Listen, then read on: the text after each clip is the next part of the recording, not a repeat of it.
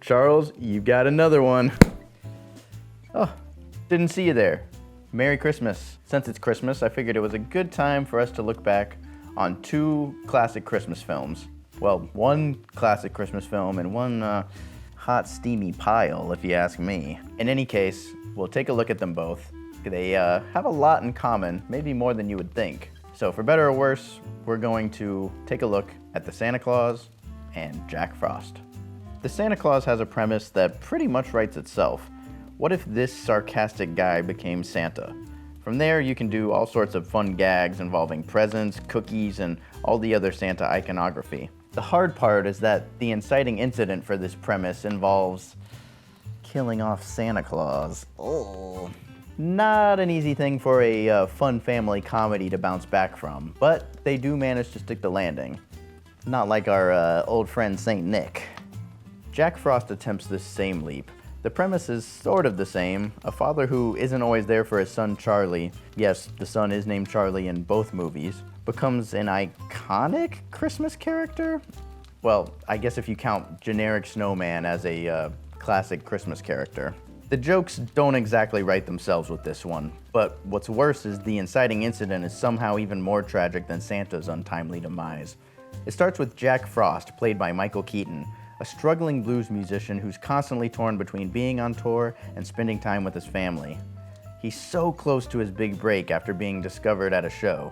They even do the whole Back to the Future bit where some guy in the crowd calls up a record executive and says, "You gotta hear this," but instead of Chuck Berry, it's a shitty bar band cover of Frosty the Snowman. Hey man, check it out. Well, the band gets their big chance, but the one catch is that they're gonna have to perform on December 25th. What? That's Christmas! On the way there, they decide to ditch the gig and realize that family is more important. So Jack and the band all rush home to their respective families. But Jack gets into a car crash and dies on his way to be with his wife and kid. Now, this could be pretty shocking if you were going into this movie blind, but it's not impossible to bounce back from.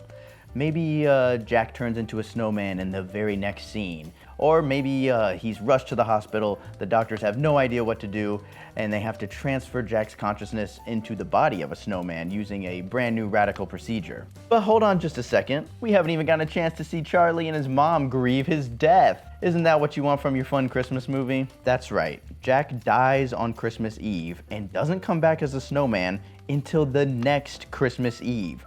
We immediately time jump by a year and see that his son Charlie is now pretty much a loner. We get several depressing conversations and what feels like a 3-minute sad snowman building montage set to Landslide before we ever even get to hear a single joke about snowballs or whatever. That's right, there's no talking snowman in the Talking Snowman movie until 40 minutes in.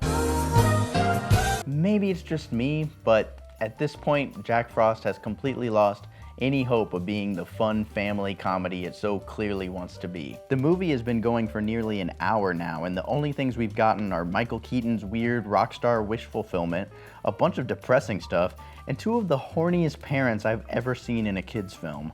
All of this has probably been pretty great for any parents who have a big crush on Michael Keaton. If I'm a kid watching this, I'm already completely checked out at this point, but it only gets worse from here. He may be a snowman now, but there's also absolutely nowhere else for the story to go. It's also a tonal nightmare because you go from something like this I miss him too.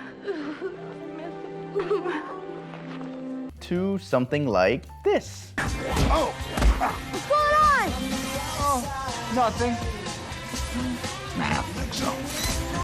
Plenty of family films have big emotional beats that work, but this seriously feels like two different movies.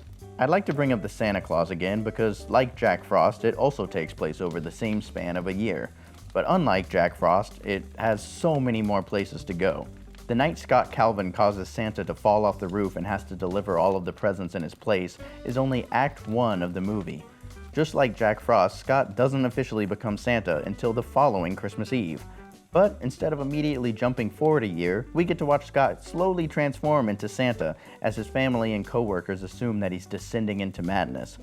A lesser movie might have had this entire story take place over the course of a single night, but the Santa Claus actually takes time to show us how Scott gradually goes from jaded businessman to full-blown Santa. By the end of the movie, you actually buy that this man is Santa Claus. Not to mention he's going through a whole custody ordeal that gives us satisfying character arcs for not only Scott, but also his entire family. Also, the jokes in the Santa Claus are just plain better. They do some really clever things, like when Tim Allen starts to gain all of this Santa weight and doesn't know what's happening, he goes to the doctor, they check his heartbeat, and it sounds like Jingle Bells.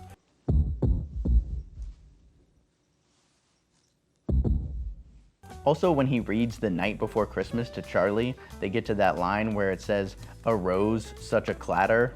Charlie mishears it as, "A rose, such a clatter." What's what? A rose such a ladder? It's not a ladder. I said a rose such a clatter. And then sure enough, when they see Santa on the roof, he hits his head on a ladder that says, The rose such a ladder company. I mean, you don't get better than that. And Jack Frost has this. You know, sometimes it's good to have a big butt. Like I said, once Jack Frost becomes a snowman, there's just nowhere for the story to go. Jack has to convince his son that he's been turned into a snowman, they have a snowball fight / chase scene with some bullies, and occasionally they have to find a way to keep Jack cold, which isn't really that hard since they live in a town covered in snow. But there's no overarching goal. I'm not saying they need to track down whoever made the magical harmonica that brought him back to life, but give me something. I don't think so. One of the big emotional beats in the third act is when Jack realizes that he should have been there for his son more often, but he already had this big epiphany before he died. Did the writers forget that all of this started when Jack and his band gave up on their big shot at a record deal to go home for Christmas? Jack didn't have to throw a bunch of snowballs at middle schoolers to figure this out. If anything, this proves that he shouldn't have gone back to his family for Christmas because it's literally what got him killed. But Charlie gets some closure, Gabby gets to see her husband for the last 2 seconds of the movie, and Michael Keaton gets to do a half-assed rendition of the E.T. ending. If you ever need me, I'll be right here. I get that some people probably grew up watching Jack Frost, and maybe it's one that you throw on every year. I mean, I don't personally know anybody who does, but if that's you, best of luck. But it just really reeks of somebody just throwing together a family film with all of the beats that should be there, but they just don't work at all. I don't think so. Meanwhile, the Santa Claus, weirdly enough, feels like what a family film should be.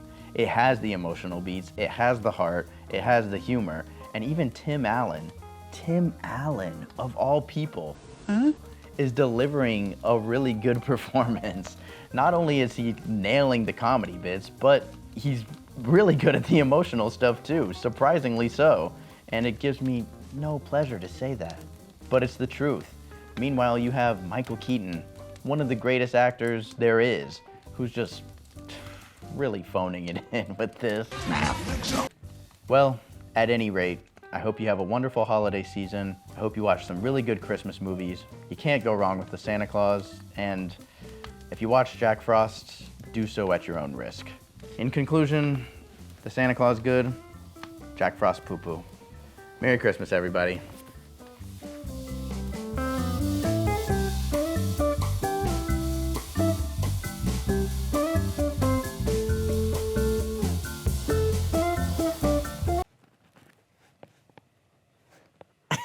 Says Mr. Dick. I don't know if I'll use that or not.